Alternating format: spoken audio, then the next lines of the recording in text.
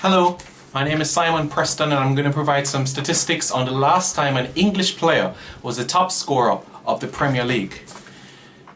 Yesterday was a very exciting day in the Barclays Premier League action where, to kick things off, the match between Manchester United and Bournemouth was postponed due to security reasons as they found a training device in the ground and it could have harmed the safety of the individuals. So top marks to Manchester United's admin and management staff to alert the security and let them know of this significance.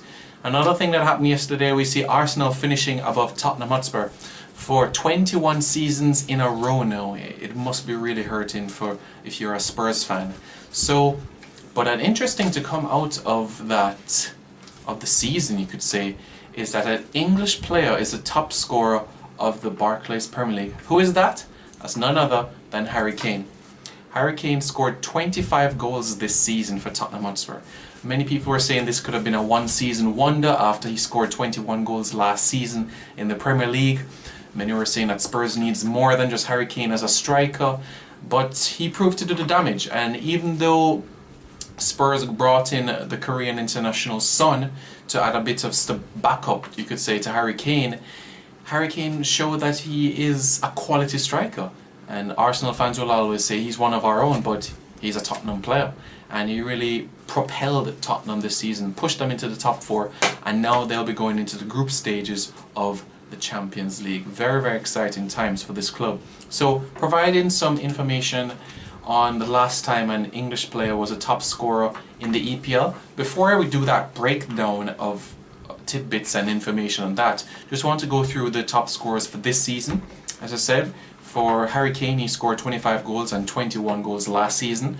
Right behind him you had Manchester City and Argentina international Sergio Aguero and Jamie Vardy, who scored 24 goals this season. What a breakthrough season it has been for Jamie Vardy, because last season where he only scored 5 goals, this season, bam, multiply that by 5, well, multiply that by 6 and add 1, and bam, you got that. Sorry, multiply that by 5 and a few extra, and then you see Jamie Vardy up top and things.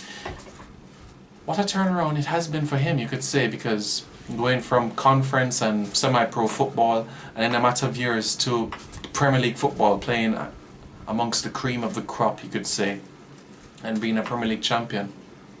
What a special player he is. Sergio Aguero, he scored 24 goals this season. This is 2 less than that he scored last season, where he was a top scorer last season with 26 goals. He had a few injury problems this season, and we do hope that he will be able to bounce back next season and be that prolific striker, because to me, I think he is one of the few world-class players that are in the Premier League. And I do think that if he's fit, he's a striker that will score 25 goals every single season, once he's fit. Under him we have Romelu Lukaku, who scored 18 goals this season.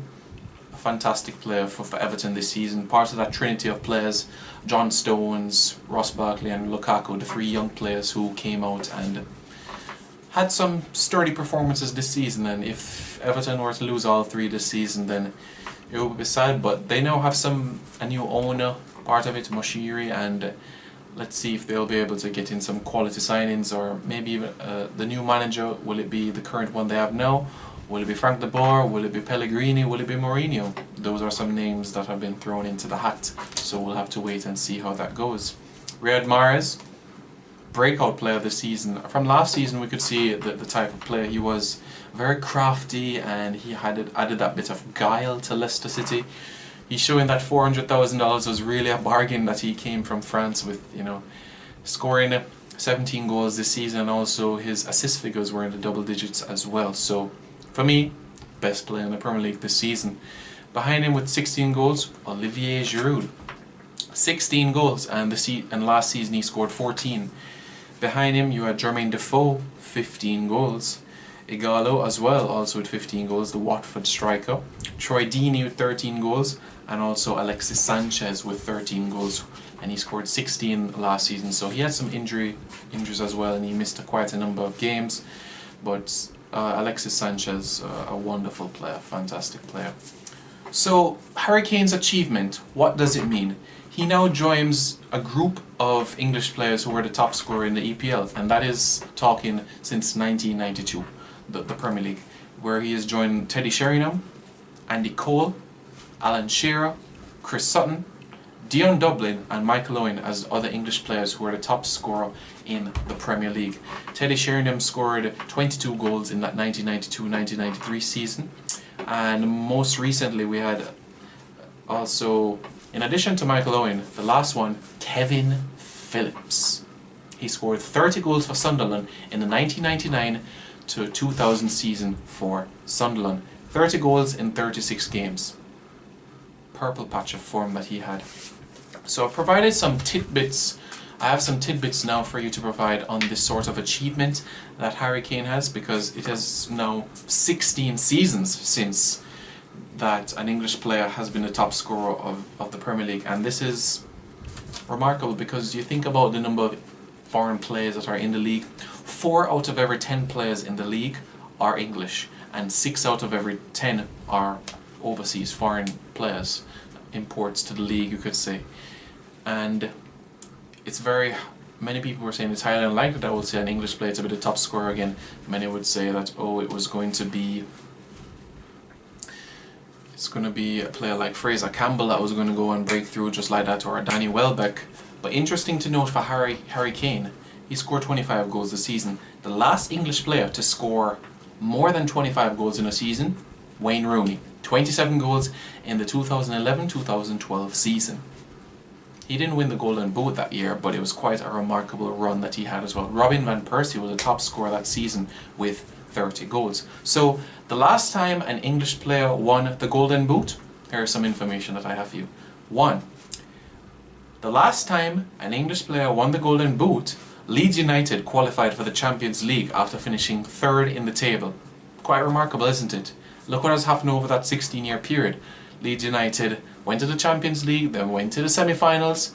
They dropped in the league. David O'Leary came in. David O'Leary was there, but then he left. The club wasn't backing him for giving him more money. He left. Leeds United went down to the Championship, down to League One, promoted back to the Championship, and that's where they are right now. United that season won their 6th Premier League title and their 13th English title. Look what has happened over that 16-year period. Manchester United has overtaken Liverpool, knocked them off their perch, and are now the most successful team in English football history with 20 titles to their name. The last time an English player won the Golden Boot award, Aston Villa finished 6th in the league. That was that 1999-2000 season where they qualified for the Intertoto Cup.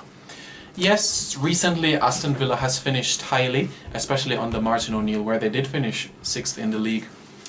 In the 2008-2009 season under Martin O'Neill, they played UEFA Cup football and Europa League football, but they got eliminated from the group stage. But drastic drop in the league performances since then. 6th, then they fell, mid-table, then on the brink of relegation, 17th one year, and then now the worst team in the league, finishing 20th. The last time an English player won the Golden Boot award, Leicester City won their last trophy, and that was the League Cup in 2000. See what has happened 16 years later? They've won the Premier League. Their last major trophy was the League Cup that they won in 2000, and they went on to play European football. Another interesting thing that has happened since the last time an English player was a top scorer in the Premier League, Wimbledon was still a football club, and they were playing in the Premier League. But now Wimbledon has been dissolved, and they're now called AFC Wimbledon, and they're playing in the Football League. Another team that was still in the Premier League during that time, Coventry. Coventry was still playing in the Premier League at that time. Bradford City, another team that has been playing during that time.